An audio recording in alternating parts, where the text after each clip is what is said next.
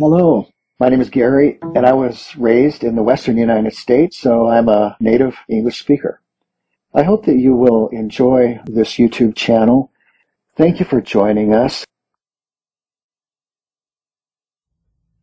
The 38 Letters from JD Rockefeller to His Son by JD Rockefeller, 1839 to 1937.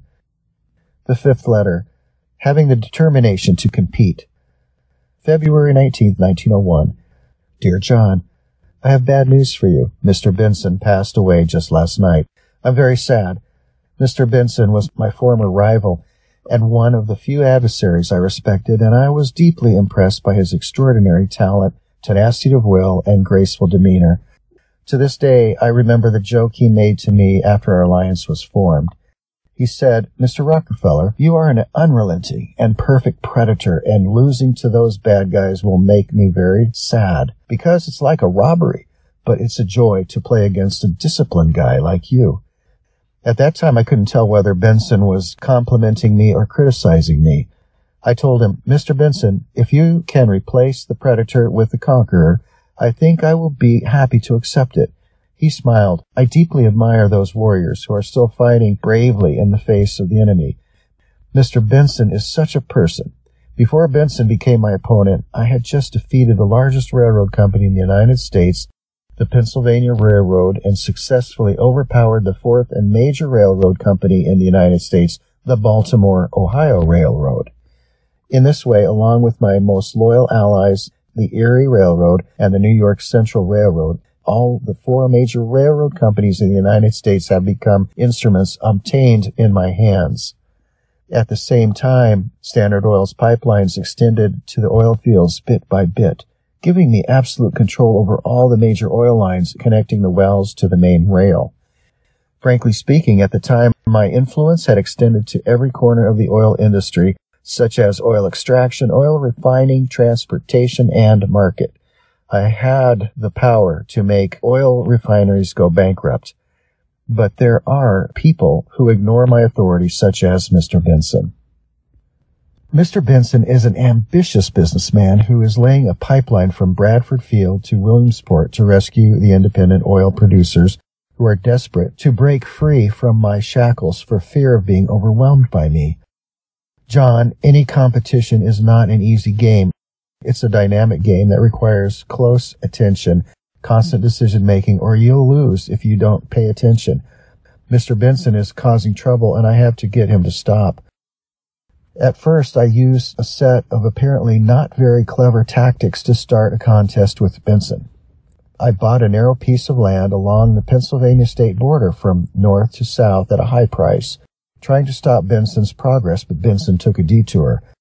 Then I used the power of my allies to demand that the railroad companies never let any oil pipelines cross their railroads, and Benson managed to break through again. In the end, I wanted to use the power of the government to stop Benson, but it didn't work, and I just watched Benson become a hero. I know I have a formidable rival, but he can't shake my determination to compete because that 110-mile pipeline is my greatest threat.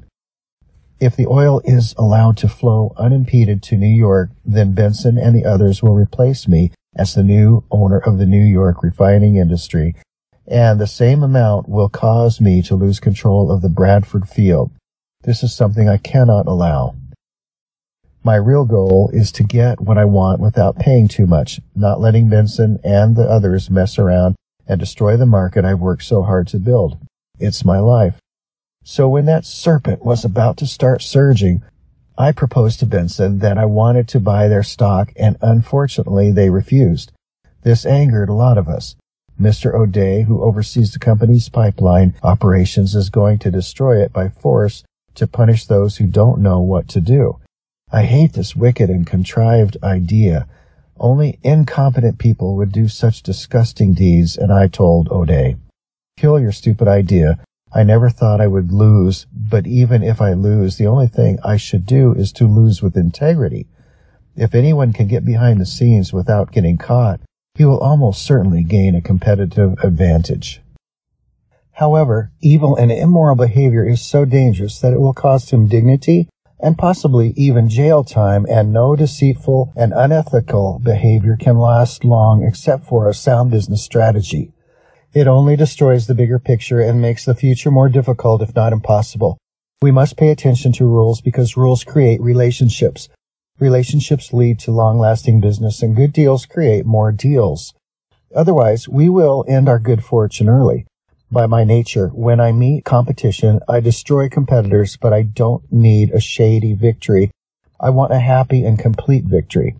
Just as Benson was complacent and enjoying his success, I launched a series of attacks on him that he was overwhelmed by.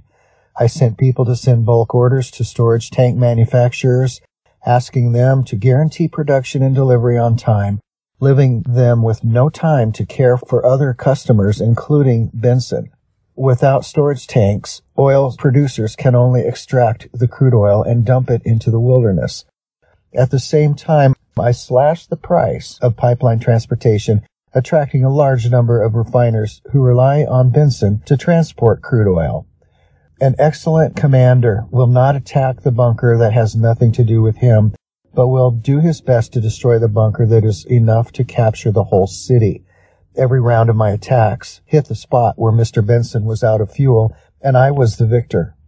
Less than a year after the construction of what was called the longest oil pipeline in the world, Mr. Benson surrendered, and he offered to make peace with me.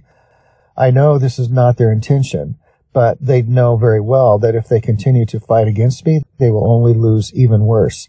John, every crucial competition is a battle that decides fate. To retreat is to surrender. Going backwards will become a slave. Since war is inevitable, let it come. In this world, the competition will not stop for a moment, and we will not have time to rest.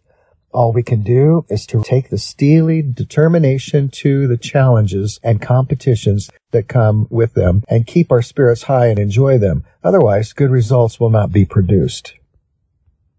To win in the competition, it is more critical that you stay alert. When you constantly see your opponent trying to weaken you, that is the beginning of the competition. At this time, you need to know what you have and what you need to know that friendliness and warmth may harm you, and then it is the skill of using all the resources to win. Of course, if you want to win in the competition, courage is only one aspect of winning, but also strength. Crutches cannot replace strong feet. We have to rely on our own feet to stand up. If your feet are not strong enough to support you, you should not give up and admit defeat, but should work hard to strengthen and develop your feet, making them work. I think Mr. Benson would agree with me in heaven. Love, your father.